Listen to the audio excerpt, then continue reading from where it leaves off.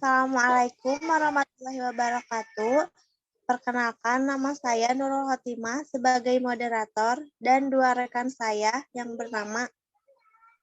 Perkenalkan, nama saya Nehemia Natasha. Perkenalkan, nama saya Siti Nusrat Pedeviani. Di sini kami akan mempresentasikan modul mata kuliah Teknopreneur yang berhubungan dengan manajemen operasional dan manajemen sumber daya manusia. Yang pertama, kami akan menjelaskan tentang kewirausahaan yang akan dijelaskan oleh rekan saya. Kewirausahaan adalah individu yang menggunakan sumber daya yang dimilikinya untuk menangkap peluang, kemudian disebut sebagai seorang wirausaha. Definisi wirausaha memiliki kemiripan dengan definisi dari manajemen, yaitu proses pengelolaan sumber daya yang dimiliki oleh organisasi untuk mencapai tujuan tertentu. Bisnis merupakan organisasi yang memiliki tujuan untuk menghasilkan keuntungan melalui pengelolaan sumber daya yang tersedia. Dalam rangka menghasilkan keuntungan, suatu bisnis perlu memiliki suatu keunggulan kompetitif agar dapat bertahan di pasar. Selanjutnya akan dijelaskan oleh rekan saya. Kewirausahaan merupakan suatu proses yang dilakukan oleh seorang individu dalam rangka menangkap peluang menggunakan sumber daya yang dimilikinya. Selanjutnya akan dijelaskan oleh rekan saya. Di sini saya akan menjelaskan mengenai manajemen operasional. Manajemen operasional adalah bidang yang secara khusus membahas tentang efisiensi dan efektivitas pengelolaan sumber daya yang dimiliki oleh suatu bisnis atau unit usaha untuk mencapai keunggulan kompetitif. Manajer operasional memiliki 10 tanggung jawab untuk menentukan 10 keputusan strategis. 10 keputusan itu akan disebutkan oleh rekan saya Nehemia Natasha. 10 keputusan strategis terdiri dari 1. Desain barang dan jasa, 2. Manajemen kualitas, 3. Strategi proses, 4. Strategi lokasi, 5. Strategi tata letak, 6. Manajemen sumber daya manusia, 7. Manajemen rantai pasok, 8. Manajemen penyimpanan, 9. Penjadwalan, dan yang terakhir, pemeliharaan dan kehandalan. Penjelasan berikutnya akan dijelaskan oleh rekan saya.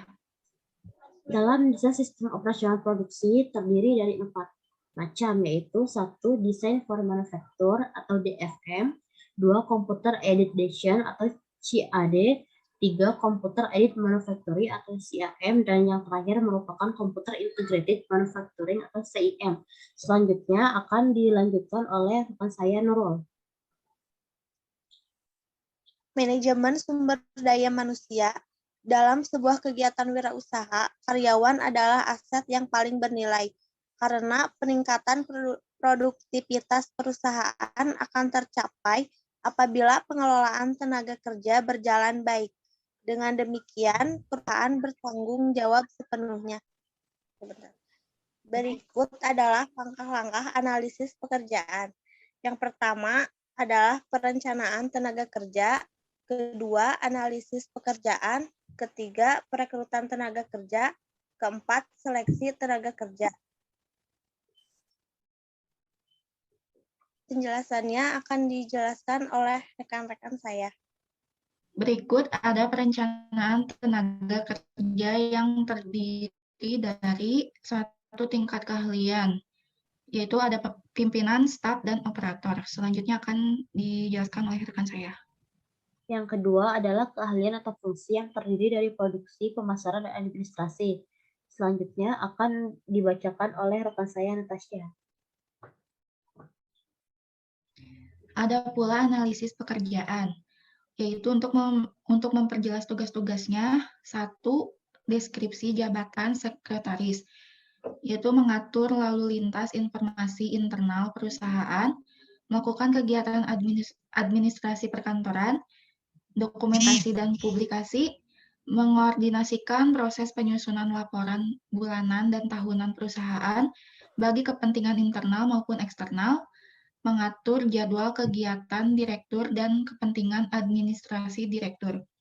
Yang kedua, spesifikasi jabatan sekretaris perusahaan, yaitu memiliki kemampuan mengoperasikan komputer, memiliki pengetahuan tentang administrasi perkantoran, dan memiliki keterampilan menyusun konsep surat dan laporan. Selanjutnya akan dijelaskan oleh rekan saya, Nurul. Yang ketiga adalah perekrutan tenaga kerja. Perekrutan adalah suatu proses untuk mencari calon atau kandidat pegawai, karyawan, buruh, manajer, atau tenaga kerja baru untuk memenuhi kebutuhan SDM, organisasi, atau perusahaan. Berbagai cara perekrutan tenaga kerja oleh perusahaan dapat menggunakan media massa seperti surat kabar, radio, televisi, media sosial, atau melalui website perusahaan. Selanjutnya akan dijelaskan oleh rekan saya, Sophie. Yang selanjutnya merupakan seleksi tenaga kerja. Seleksi adalah suatu proses menemukan tenaga kerja yang tepat dari sekian banyak kandidat atau calon yang ada. Tahap awal yang perlu dilakukan setelah menerima berkas lamaran adalah melihat daftar riwayat hidup, CV, kurikulum milik pelamar. Berikut adalah presentasi dari kelompok kami tentang manajemen operasional dan manajemen sumber daya manusia. Mohon maaf bila ada kata atau penjelasan yang kurang baik.